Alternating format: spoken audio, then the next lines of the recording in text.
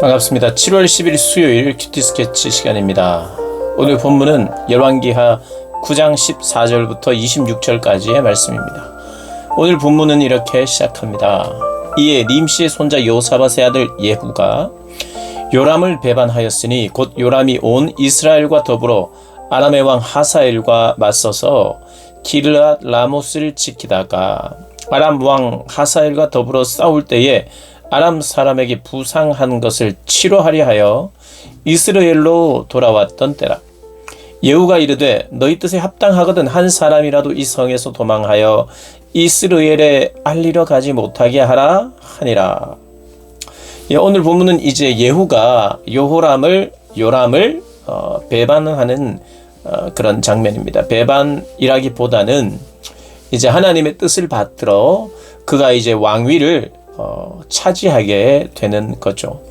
결국에는 피를 흘리게 됩니다.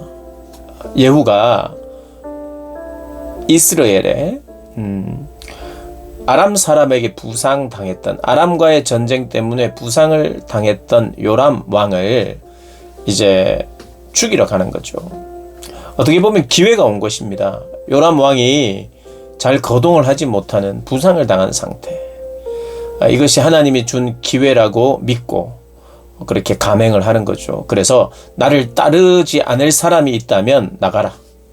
그러나 만약에 너희들이 나를 따른다면 여기에서 이 성에서 아무도 나가지 마라. 그래야 이제 그 예후가 이스라엘의 요람 왕을 죽이러 가는 걸 아무도 모를 테니까요. 그렇게 해서 이제 아무도 알지 못하는 가운데 이스라엘로 갑니다. 근데 이스라엘로 가니까 그 이스라엘 망대에서 파수꾼이 지키는 거죠. 그러니까 멀리서 보니까 한 무리가 오는데 그 무리가 누구인지 파악하기 위하여 보냅니다. 그래서 이제 요람의 말을 들어서 요람의 이야기로 가서 물어봅니다. 평안하냐? 이렇게 묻는 거죠. 그 사신이. 그러자 이렇게 이야기합니다. 18절에 평안이 너에게 무슨 상관이 있느냐? 평안이 무슨 상관이냐? 이제 평안하지 않다 이런 이야기도 아니고 평안하다는 이야기도 아니고 네가 상관할 바가 아니다. 이건 이제 선전포고와 비슷한 겁니다. 그래서 그 사람을 보내지 않아요. 내 뒤로 물러나라. 내 뒤로 물러나라. 그래서 이게 다시 보내지 않습니다. 돌아가지 않았는데 19절에 다시 한 사람을 말에 태워 보냈더니 그들에게 가서 이르되 왕의 말씀이 평안하냐 하시더이다 하매 예후가 이르되 또 동일한 이야기를 합니다. 평안이 너에게 무슨 상관이냐? 내 뒤를 따르라. 이렇게 이야기합니다. 그래서 그가 따라갑니다. 파수꾼이 또 전하여 이르되 그도 그들에게까지 갔으나 돌아오지 아니하고 그 병거 모는 것이 nim시의 손자 예후가 모는 것 같이 미치게 모나이다 하니 요람이 이르되 메우라 하매 그의 병거를 메운지라. 이스라엘 왕 요람과 유다 왕 아하시아가 각각 그의 병거를 타고 가서 예후를 맞을세 이스라엘 사람 나봇의 토지에서 만나매 요람이 예후를 보고 이르되 예후야 평안하냐 하니 대답하되 네 어머니 이세벨의 음행과 술수가 이렇게 많으니 어찌 평안이 있으랴 하더라. 이게 무슨 말입니까? 왕에게 해서는 안 될 말을 하는 거죠. 이제 왕으로 대우하지 않겠다는 겁니다. 너 때문에 평안할 수 없고 너희 어머니 이세벨 때문에 평안할 수 없지 않느냐라고 대답을 하는 겁니다.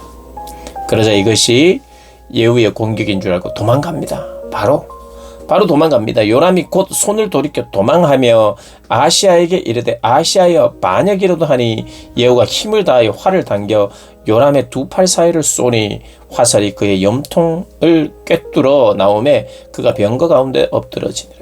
예후가 활을 쏴서 요람이 죽습니다. 근데 이제 이 요람과 아하시아가 같이 있었는데 아하시아가 유다의 왕이거든요. 아하시아가 유다의 왕인데 이스라엘과 연합하고 있었어요. 연합 군대로. 지금 남쪽 유다와 북쪽 이스라엘이 연합되어 있는 상태예요. 그러니까 아하시아가 마침 그때 찾아와 있었던 거죠. 그런데 이 아하시아까지 죽임을 당합니다. 아하시아까지 같이 이스라엘과 연합하고 있는 바람에 혹시라도 아하시아를 살려두면 연합군들, 그래서 남쪽 유다에서 또 뭔가 군사적인 보복이 있을 거라고 생각했을 수도 있고요. 물론 그게 왕이 죽으면 군사적 보복이 들어갈 수도 있는데 어쨌든 그 왕도 죽여야 되겠다고 판단한 것 같아요. 그래서 예후가 남쪽 유대 왕과 북쪽 이스라엘 왕 둘 다 죽여버립니다. 이것이 다 하나님의 심판이죠. 하나님의 심판. 근데 특별히 이들의 죽음이 어디에서 일어났냐면 나봇의 밭에서 그들이 만나게 됩니다. 그리고 그들이 거기에 죽어요. 그래서 나봇의 밭에 던집니다. 이 말은 이미 엘리야 시대에 했던 약속이에요. 이 나봇의 밭을 아합이 뺏었거든요. 원래 조상들이 물려준 땅, 하나님이 유업으로 준 땅을 팔 수가 없는데 개인적인 욕심 때문에 자기 좋은 땅 다 놔두고 나봇의 땅을 꼭 빼앗아야 되겠다 싶어서 아내 이세벨을 통해서 뺏었어요. 그래서 이 예언의 말씀이 나타난 대로 그들이 여기에서 죽임을 당하고, 오늘 25절에 보면 예후가 그의 장관 빗가락에 이르되 그 시체를 가져다가 이스라엘 사람 나봇의 밭에 던지라. 네가 기억하려니와 이전에 너와 내가 함께 타고 그의 아버지 아합을 쫓았을 때에 여호와께서 이같이 그의 일을 예언하셨느니라. 엘리야 시대에 그렇게 예언을 했어요. 그래서 예언대로 이 예후가 처리하는 것을 보게 됩니다. 예후는 오늘 두 가지를 드러내고 있어요. 예후도 문제가 있는 사람이긴 합니다. 그러나 지금 하나님의 도구로 사용되고 있고 그의 성향을 하나님이 쓰세요. 그러면서 그가 첫 번째 드러내는 것은 이스라엘의 죄악상이에요.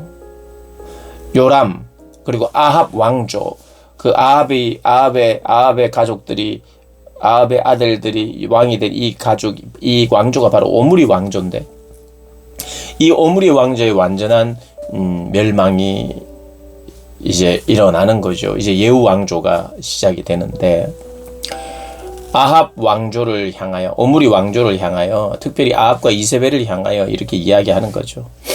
요람 보고 네 어머니 이세벨의 음행과 술수가 이렇게 많았으니 어찌 평안했겠느냐.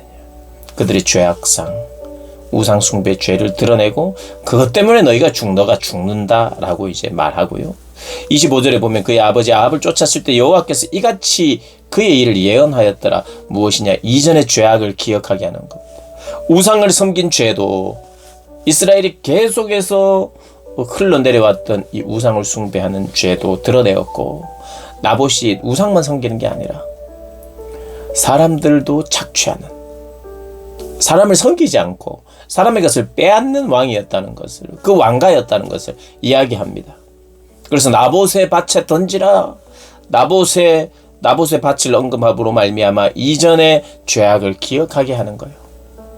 아합의 죄악, 그의 가정의 죄악, 백성들을 잘 섬기고 사랑하고, 그래서 존경받는 왕이 되어야 되는데 백성의 것을 착취하는, 아합만 그런 것이 아니라 그의 아들들, 그의 아들 왕들이 동일한 일들을 저질렀기에 그것을 지금 심판한다고 말하는 예후의 사명이 그거였어요. 예후의 미션이 그거였습니다. 이스라엘 죄악상을 드러내고 아합 가정의 죄악을 드러내어 심판하는 것. 그래서 오늘 그것이, 그 심판이 여호와의 말씀으로, 여호와의 말씀대로 된 것을 오늘 본문이 이야기합니다.